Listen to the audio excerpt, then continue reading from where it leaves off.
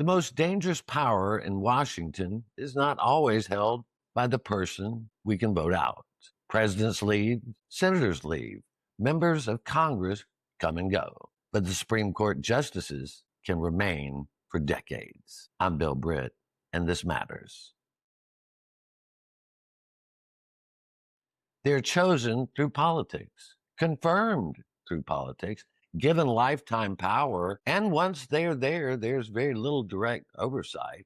That is not an attack on the Supreme Court.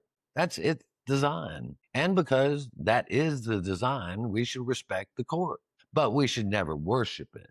The Supreme Court is not a marble temple. It's not a set of robes. It's not wisdom handed down from on high. It's 9 human beings. Human beings can bring judgment.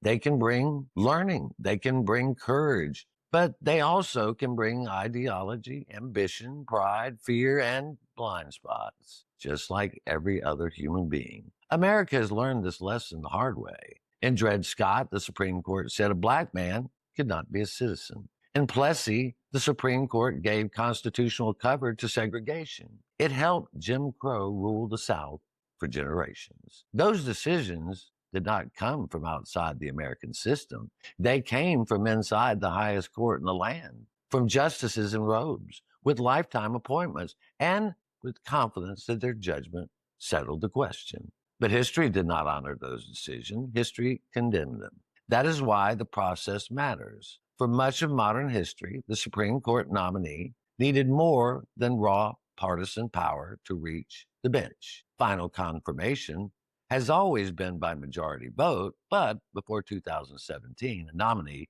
could still face the 60-vote threshold to end the debate and overcome the filibuster. The rule was not perfect. It did not guarantee justice, but it was a guardrail. It required some measure of broad consensus before even giving someone a lifetime seat on the highest court. That was wise. Then that guardrail came down, and lifetime power became easier to secure by bare partisan majority. That should concern every American, because the Supreme Court can protect liberty, but it also can endanger liberty. It can define the Constitution, but it can also distort the Constitution. That is why no court should be worshiped. Respected? Yes. Studied? Yes. Defended when it's right, challenged when it's wrong, but never worshiped. Because in a republic, no institution is above scrutiny. Not Congress, not the presidency, not the Supreme Court. The court serves the Constitution. The Constitution does not serve the court. I'm Bill Britt, and this matters to me. Does it matter to you?